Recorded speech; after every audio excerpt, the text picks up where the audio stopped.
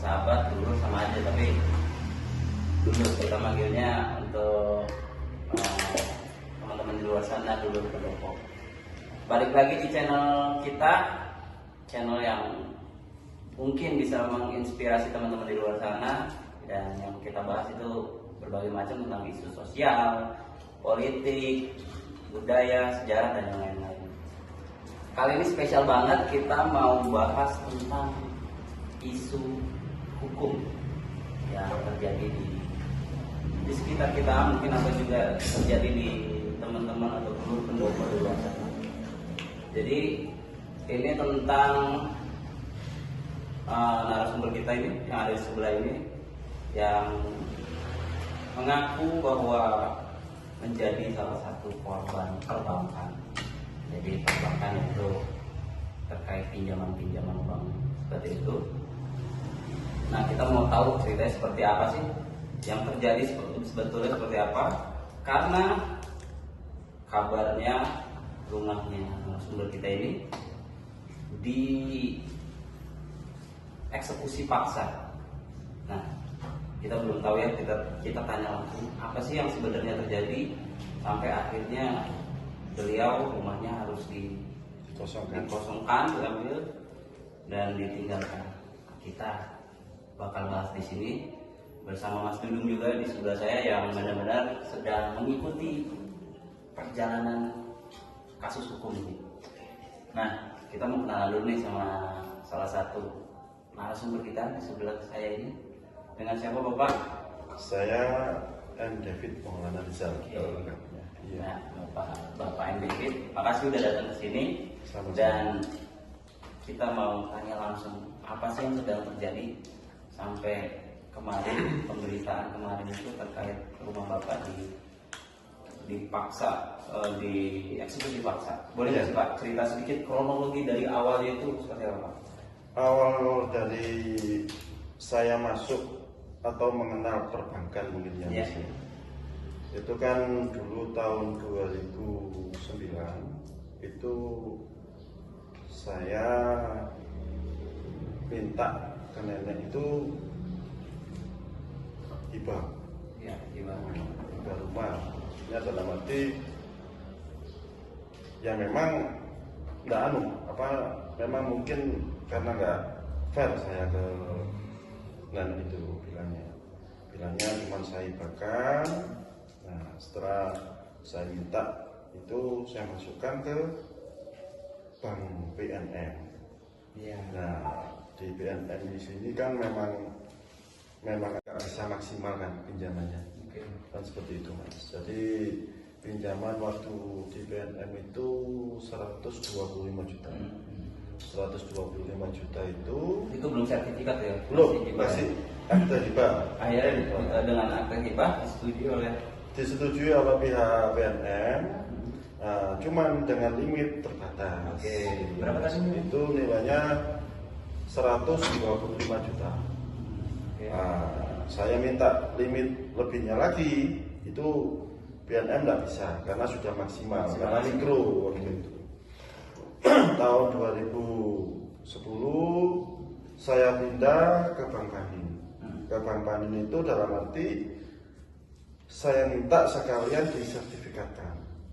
Rumahnya disertifikatkan. Iya, sertifikatkan, cuman yang proses bank. 2010 itu saya masuk disertifikatkan bank. Nah, setelah sertifikat bank 2010 udah jadi, saya pindah ke Bank Mega. Di Bank Mega itu 550. Kalau waktu di Panin itu masih dikasih 250. Itu belum jadi sertifikat juga? Belum. Cuman sudah diproseskan sertifikat. Nah, di situ disetujui 550. Nah, setelah 550 berjalan 6 bulan saya lancar, saya minta top up ke Bank Mega. Setelah dari Bank Panin kan ke Bank Mega. Ke Bank Mega itu kan saya lancar 6 bulan, tidak ada masalah. Nah, itu saya minta top up di situ. Kalau bisa ditinggikan plafon saya pinjamannya. Nah, itu di disetujui sekitar kurang lebih itu 80 juta. Oke. Berjalan waktu dari mulai awal tadi sampai tahun 2012 saya collab. Ya. Tiga usaha saya tutup dan sempat berhenti karena awalnya bagi saya itu kena masalah keuangan. Iya. Jadi usaha saya tutup semua dan juga saya melaporkan ke pihak waktu itu oknum Bank Mega bahwa usaha saya semua ini sudah collab, sudah tutup.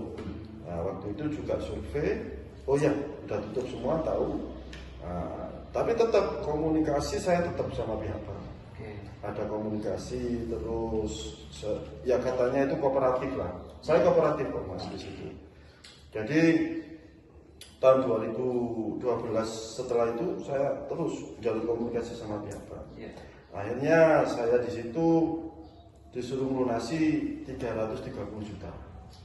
330 juta, saya sudah titip 30 juta sebagai tanda bahwa saya ini memang mau melunasi. Gitu loh mas.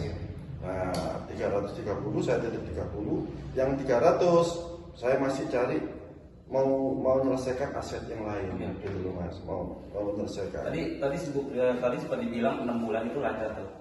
Lancar. Sebulan tuh berapa sih bayarnya kalau pinjaman? Kalau waktu 550 itu satu bulan itu 21 juta. 21 juta Lebih. Oke. Lah, 6 bulan tuh. Iya, setelah saya di top up itu jadi 23 sekian. Oh, jadi ditambah 80 juta tadi. Oh, ditambah 80 tadi, tapi angsurannya juga nambah ya? Nambah. Oke. Nambah berapa tuh? 3 juta berarti ya? Kurang lebih 2 juta lebih. Oke. Iya, akhirnya saya satu bulan itu bayar tuh 23 juta terus. Oke, kebang. Ya, terus itu 2014 kalau nggak salah, yang 330 itu saya titip 30 juta. Lah 30 ini kan saya masih jual aset. Nah, aset belum laku, saya masih kena musibah lagi. Akhirnya saya nggak bisa nutup yang ini 300 tadi. Akhirnya saya minta tolong sama banknya, diajukan Persus di situ mas, pelunasan khusus katanya, kan seperti itu. Nah, saya minta waktu itu minta kalau bisa 150 juta. Pelunasan Khususnya. Akhirnya disetujui itu 160. Iya. 160 saya suruh buat surat pernyataan tahun 2016. Apa itu isi surat pernyataan itu? Ada di sini ada mas. Ada kayak ini contohnya. Sini.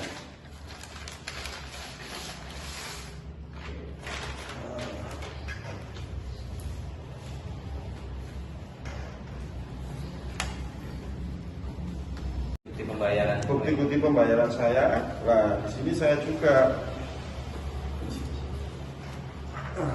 saya juga suruh buat surat pernyataan. Nah, juga disertai materai. Ya kan? Ini masih tetap yang nulis oknum banknya. Ya, pegawainya.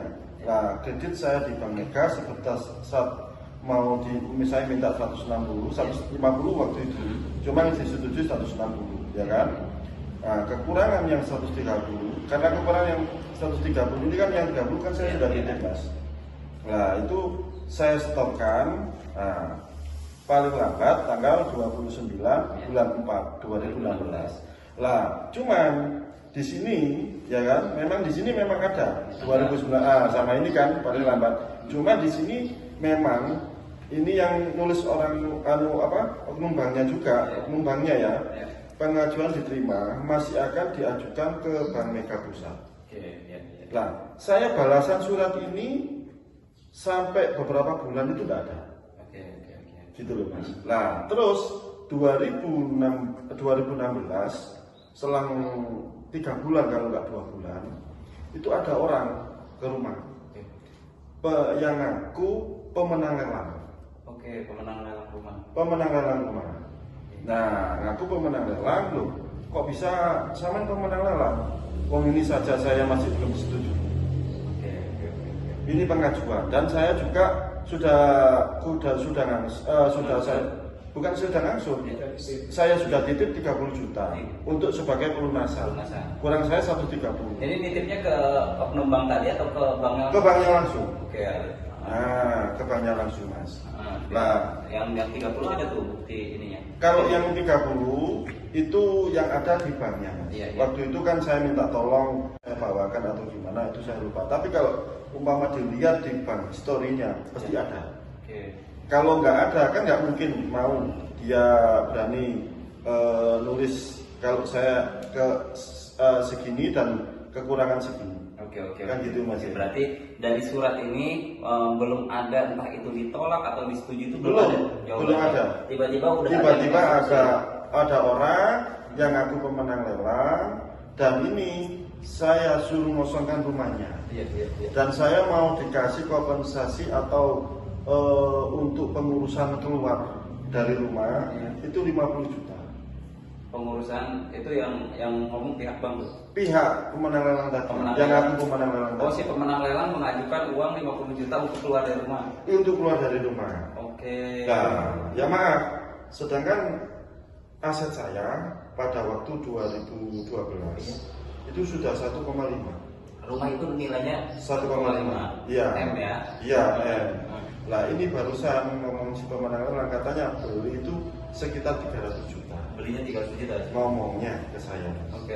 Gitu loh. Jadi tahun 2016 ada pemenang lelang yang aku sudah dibalik nama atas nama anaknya. Oke. Dan saya minta resi atau dari KPKNL atau dari bank itu nggak dikasih. Cuman dikasih fotokopi. Lah itu sudah dibalik nama atas nama anaknya. Oh, itu dalam bentuk fotokopi. Fotokopi. Tapi Saya minta anunya apa? Yang asli nggak iya, dikasih. asli yang menyatakan bahwa dia pemenang lelangnya. Iya, yang asli saya nggak pernah dikasih. Oke. Kita sebelum lanjut, saya mau tahu dari Mas Dudung yang ngikutin banget bagaimana perjalanan kasus ini sebagai teman jurnalis. Kalau dari sisi Mas Dudung sendiri yang ngikutin perkembangan kasus ini seperti apa sih, Mas? Ya, jadi gini, Mas Yogi. Ini menarik. Kebetulan Pak Haji David ini sebetulnya kronologi memang sudah lama ya. Apalagi sudah eksekusi. Oke. Kemudian pemberitaan eksekusi pun juga sudah termuat di beberapa media. Kebetulan Haji David ini masih berupaya melakukan untuk mencari keadilan karena beliau sudah keluar dari rumah. Oke. Ya kan? Kosong. Sekarang kosong ya berarti ya. Kosong dipaksa untuk Dipaksa, keluar. kosong. Iya. Akhirnya beliau tetap untuk mencari keadilan itu, bahkan setelah eksekusi baru ada pendamping hukum. Oke. Nah, kebetulan kita sebagai jurnalis tiba-tiba terkonek aja dengan kita. Gitu. Oke. Dari Pendopo 1 kita mencoba untuk menganalisa sekaligus mencari informasi, menggali segala macam. Akhirnya tersampaikanlah beberapa kronologi itu. Karena ini sudah proses hukum, sudah terjadi kronologi eksekusi segala macam, ya kita mencoba untuk mengunggah lagi. Siapa tahu dengan kita membantu untuk pemberitaan lagi sampai mana proses hukumnya. Kita juga mencari progres lagi dari kuasa hukum sampai sejauh mana, karena setelah eksekusi kemudian beliau ini didampingi kuasa hukum mengajukan banding ke pengadilan segala macam, ternyata hasilnya ditolak. Ya. Tapi akhirnya setelah ditolak baru masuk ke kasasi. Nah, dari kasasi inilah kita belum tahu progresnya atau prosesnya sejauh mana, perjalanannya sejauh mana. Ya, mungkin Pak Haji David juga menunggu proses-proses ini. Harapannya kan Pak Haji David mungkin kuasa hukumnya juga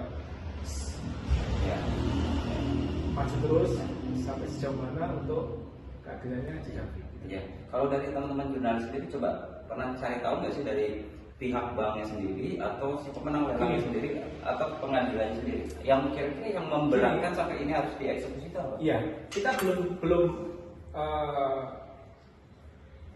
step by step ya. Artinya kita kemarin cuma sebatas karena ini sebagian dari keluh kesah Pak Haji David sebagai korban yang dianggap korban dari perbankan, akhirnya menceritakan kronologi, kita coba men-up itu dulu. Dari situ sedikit saya mencari informasi, menggali informasi dari kuasa hukum. Ternyata kuasa hukumnya juga menyampaikan bahwa memang Haji David dianggap sebagai korban. Oh gitu. Ya, menurut kuasa hukum ya? Menurut kuasa hukum. Oke. Ini adalah permainan bank. Permainan bank memang seperti ini. Cuma kita kan tetap sesuai porsi, kita menganalisa sebagai kuasa hukumnya progresnya sampai sejauh mana. Ternyata dia melakukan langkah untuk mengambil kasasi. Oke. Kita tunggu. Kita tunggu. Berapa lama Mas katanya? Kasasi sampai hari ini pun ini sudah berjalan 3 bulan. Belum ada keputusan. Akhirnya kita menunggu karena yang punya hak untuk meminta atau menanyakan kan Haji David. Jadi kita hanya sebatas mengamati aja untuk mendengar nanti keputusannya seperti apa. Cuma kembali lagi ini bagian dari proses yang di mana Pak Haji David ingin kekeh mencari keadilan bahwa sampai hari ini dianggap rumah itu ketika sudah masuk lelang tidak sebanding dengan nilai aset. Nilai aset rumah. Nilai hutangnya tidak sebanding dengan itu. Makanya dari situ, apalagi ketika ada pelelangan, ya, ini sebetulnya dari awal kan sudah terkomunikasi dengan baik, apalagi dengan bank. Kita pun mencoba untuk menggali informasi dari perbankan. Tapi kembali lagi, apa yang sudah dilakukan dari Bank Mega yang keberadaan di Jaksa Agung Suprapto Kota Malang itu, ini sudah masuk dalam proses hukum, apalagi sudah proses pelelangan segala macam KPK itu. Kemarin yang punya kewenangan adalah pusat. Jadi sumber informasi yang kita dapat dari Jadi yang punya kewenangan untuk menyampaikan apalagi ke media itu adalah pusat. Pusat berarti kan di Jakarta. Ya kan? Berarti kelasnya untuk di cabang atau di regional atau kan nggak punya kewenangan atau nggak berani menjawab. Kalau saya mau balik lagi ke Pak David ini. Kalau menurut sampean dari sisi mananya sampean merasa ini nggak adil buat sampean itu dari sisi mana sih? Ini Mas, pada waktu saya sudah katakan kau ya. Di situ kan saya minta ke pihak banknya atau oknum banknya, saya minta kompensasi atau struktur. Maksudnya diperpanjang waktunya, kalau nggak gitu diperkecil angsuran saya. Tapi itu saya nggak dikasih jalan. Kedua, saya minta take over. Saya dibantu take over. Di situ juga nggak kasih jalan. Saya intinya cuma satu, saya disuruh melunasi. Nah, kalau disuruh melunasi dengan keadaan kolek atau mungkin bangkrut ya kalau bahasanya, kan apa bisa? Apa mungkin? Nah, maksud saya di situ kan siapa tahu saya di take over atau mungkin dapat plafon baru, saya bisa usaha lagi. Waktu itu kan gitu Mas, harapan saya. Harapan saya. Cuma nggak ada. Intinya tetap harus disuruh lunasin. Nah, terus masalah berjalannya sampai adanya putusan pengadilan sampai eksekusi. Saya tidak ada satu kali pun panggilan ke tangan saya atau saya menerima bahwa saya dapat panggilan dari pihak pengadilan bahwa mau dilakukan pelelangan atau menyetujui lelang atau dijual atau dan sebagainya. Saya nggak pernah dapat pemberitahuan. Tapi kalau pemberitahuan dari bank ada tuh. Oh ini akan dilelang atau ini akan dieksekusi, ada nggak? Dulu memang ada SP1, SP2, SP3. Isinya SP itu seperti apa sih? Mungkin maksudnya mau dilakukan lelang. di KPKNL Sukun sini. Oke. Ya kan? Tapi saya sana ke KPKNL Sukun Iya. pada waktu hari itu mau dilakukan lelang. Oke. Saya menemui oknum banknya yang bagian ngasih menyetorkan ke balai lelang. Iya. Saya minta tolong di situ, saya minta tolong dengan sangat jangan dilelang karena ini masih mau saya selesaikan upaya penutupan atau saya pinjaman atau dan sebagainya. Sudah, tidak jadi di lelang, nggak jadi disetorkan, dicabut lagi. Iya. Nah, ya itu setelah itu tidak ada lagi pemberitahuan Pemberitahuan lagi. itu tidak ada. Ya, Sampai akhirnya yang itu tadi orang. iya, orang tadi yang bilang katanya si pemenang lelang. Oke. Kalau teman-teman jurnalis sempat nyari tahu nggak sih bahwa ini benar pemenang lelangnya atau seperti apa? Gini, untuk arah ke situ memang belum kita Ya, lakukan. sambil diminum. Iya, sih ya. Betul, sambil diminum. Belum kita lakukan lagi. Artinya sementara ini kemarin kita sangat tertarik Ya. ketika Pak Haji David itu berkeluh kesah terkait kejadian ini. Oke. Jadi kenapa kita mencoba untuk menggali lebih dalam lagi. Iya. Nanti setelah podcast ini kita lakukan, otomatis kita akan coba mencari sumber-sumber Betul. informasi yang lebih detail lagi, utamanya di KPKNL dengan Bank Mega. Ya, kita berasumsi aja gitu bahwa apa yang sudah terjadi itu yang namanya pemenang lelang tiba-tiba datang ke rumah, apakah benar itu pemenangnya atau tidak? Ketika eksekusi itu dilakukan di lapangan dengan yang menurut cerita, karena waktu eksekusi kita juga nggak ada di lokasi ya. Di situ sudah di backup dengan aparat 250 personil. banyak gitu. Iya. Artinya apa? Artinya sudah disiapkan bahwa memang upaya untuk mengosongkan secara paksa itu dilakukan. Gitu. Oke. Ya kan? Tapi kita kan tetap sesuai profesi kita untuk mencari informasi yang benar, Oke. yang valid antara sisi Haji David atau sisi yang lain.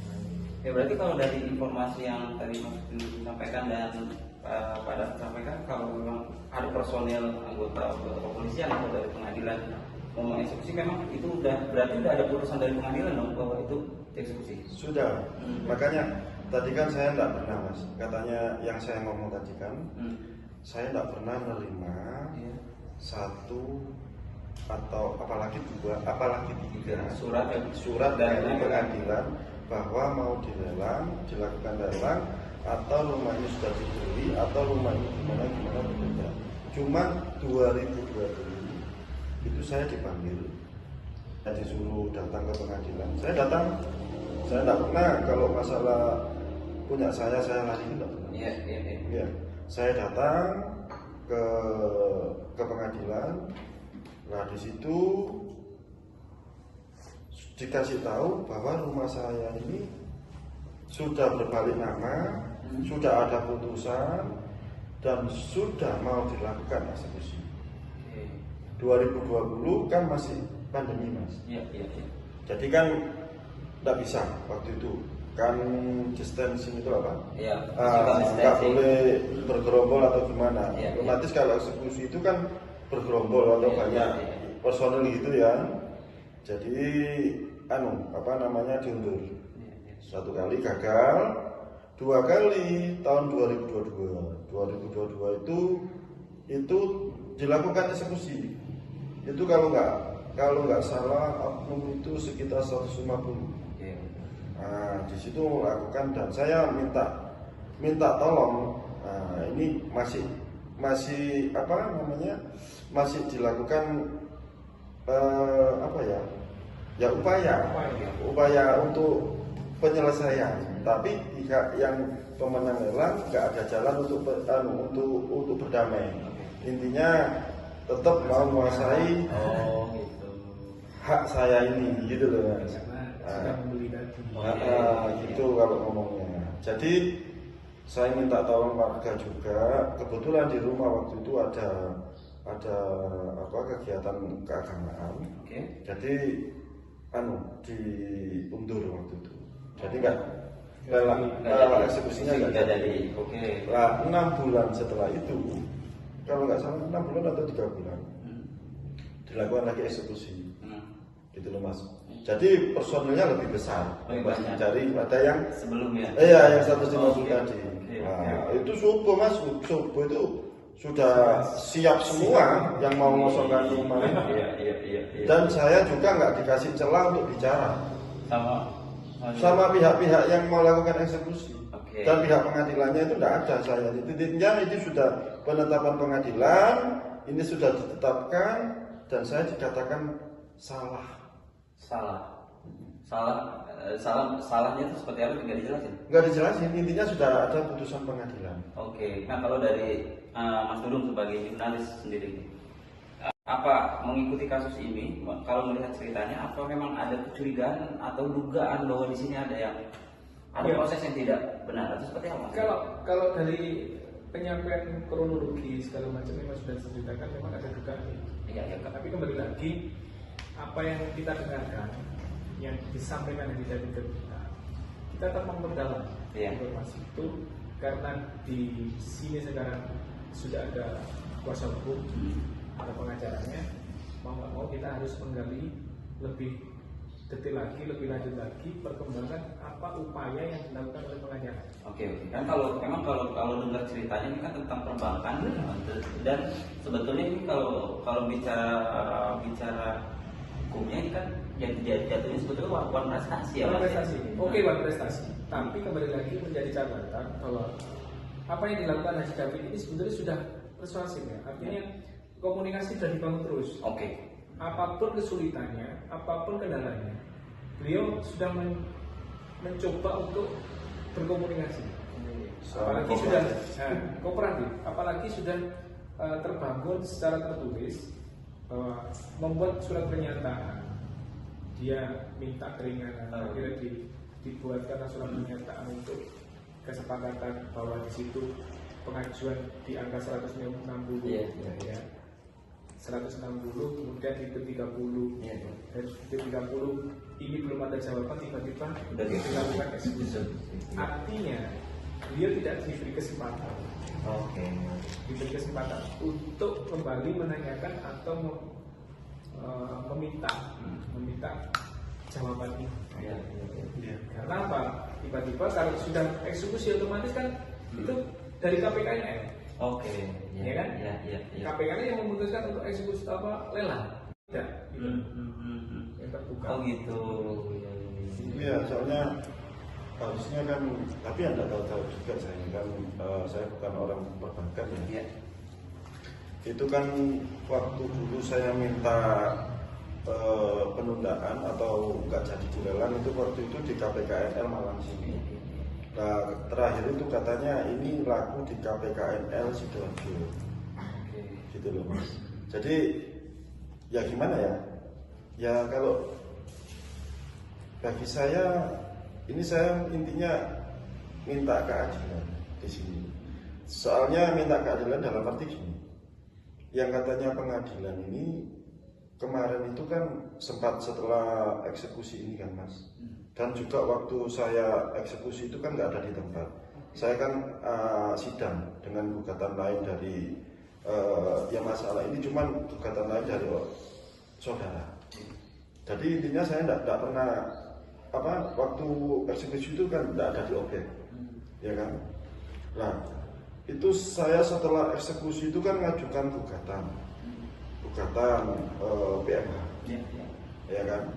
Yang saya gugat menang lelang itu waktu itu banknya juga yang turut tergugat antara KPKNR, BBM itu dan semua yang termasuk ikut di dalam sini. Pemenang lelang dari 2 tahun ini yang saya sidangi 1 tahun lebih ini, dari mulai sidang di Malang Kota sampai kabupaten, pemenang lelang nggak pernah datang. Yang dikatakan katanya bahasa hukum itu fast track, kan situ ya. Tapi di gugatan saya itu Nggak pernah Nggak, kooperatif. bukan nggak pernah kooperatif, nggak disetujui semua. Gugatan saya ini ditolak semua sama PM Kepanjen. Oke. Dan saya melakukan gugatan lagi ke PT. Nah, di PT itu dikabulkan banding saya. Tapi di bawahnya lagi itu ada tetap kembali menguatkan putusan Kepanjen. Oke. Ya, jadi PT ini tetap Iya. Kalau dengar ceritanya sampean, Iya. berarti ada dugaan keberpihakan nih Mas Dudung. Kalau Mas Dudung lihatnya gimana nih? Kalau dengar ceritanya itu apakah ada kemungkinan atau dugaan keberpihakan dari aparat penegak hukum sendiri dari Ya, kalau penyampaian dari lawyernya atau Ya. dari kuasa hukumnya Ya. kan ada juga seperti itu. Artinya kembali lagi bahwa ini adalah kejahatan perbankan, bukan kejahatan perbankan. dugaan kejahatan perbankan. Jadi ketika masyarakat memang dalam kondisi lemah, Iya. pasti itu yang dimanfaatkan. Kalau Mas Dudung sendiri melihat tadi Mas Dudung bilang ada dugaan kejahatan perbankan. Dari mananya Mas Dudung melihat ini bahwa ini ada kecurigaan atau ada dugaan nih? Yang disampaikan pengacara banyak. Artinya dari kejahatan perbankan itu mulai dari akar ketika masyarakat itu melakukan pinjaman. Iya. Di situ tidak mungkin detail melihat perjanjian. Perjanjiannya. Ini menarik nih. Ini Ya. mungkin bisa mengedukasi teman-teman ya Mas Dudung nih. Jadi saran dari pengacara. Jadi ini kebiasaan dari masyarakat. Ketika melakukan pinjaman di perbankan, ketika disetujui Ya. dan akhirnya menandatangani perjanjian, mereka tidak diberikan kesempatan atau dari bank pun tidak membacakan secara detail apa isi yang di perjanjian itu. Ini hanya satu yang mungkin mencuat dan berani untuk menyampaikan. Oke. Tapi kita nggak tahu yang Di luar sana ya. Di luar sana kebetulan mempunyai kasus yang sama dan mempunyai keluhan yang sama, tapi belum tahu Ya. caranya seperti apa atau langkah yang harus diambil seperti apa. Gitu. Karena dia seperti ini sudah terjadi, apa yang saat ini diupayakan ya mau nggak mau dia berkeluh kesah. Ya. Entah ke siapapun atau masyarakat, apalagi mungkin negara sampai hari ini kan juga upaya untuk memberantas mafia pertanahan kan. Iya, pertanahan. Nah, ini hubungannya dengan pertanahan. Oh, iya. Karena aset gitu. Iya. Ya, siapa tahu dengan keluhan-keluhan seperti ini, ya, keluh kesahnya seperti ini, Didengar, bisa didengar. Oke. Ya, dengan ada jalan. Gitu. Kalau ngomongin belum kesannya, nah sekarang akhirnya kan rumah nggak juga di situ. sudah Kosong ya? keluar, sudah Sekarang kosong. tinggal di mana? Nggak punya rumah dong. Ya sekarang intinya masih belum punya rumah, Jadi di mana sekarang? masih ikut sana sini. Cuma dalam arti gini, dalam arti ikut sana sini, ya otomatis masih ikut istri ya, kan seperti itu. Soalnya rumahnya sendiri ini kosong sekarang. Oh, Ya, gitu. berarti kan memang itu rumah ditempati sama Iya, sama memang rumah itu rumah punden.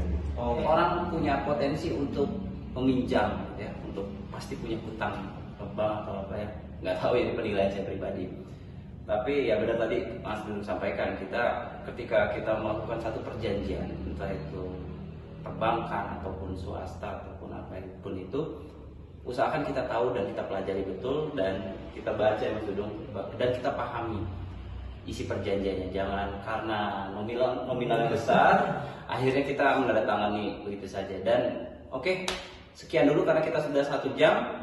Semoga ini bisa menjadi inspirasi, bisa mengedukasi juga teman-teman terkait dan bisa mengedukasi tentang hukum khususnya ya. Bagaimana langkah-langkah hukum yang harus dilakukan ketika kita menghadapi persoalan perbankan.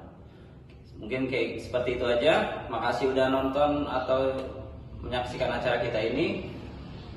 Jangan lupa like, subscribe, dan komen di bawah. Atau mungkin teman-teman di luar sana punya pendapat terkait kasus ini, boleh kasih komen di bawah. Apakah dari sisi teman-teman ada ngerasa ini juga ada dugaan kejahatan perbankan? Kita nggak tahu. Mudah-mudahan teman juga bisa komen, kasih saran atau apapun itu, terserah. Dan terima kasih sekali lagi. Wassalamualaikum warahmatullahi wabarakatuh.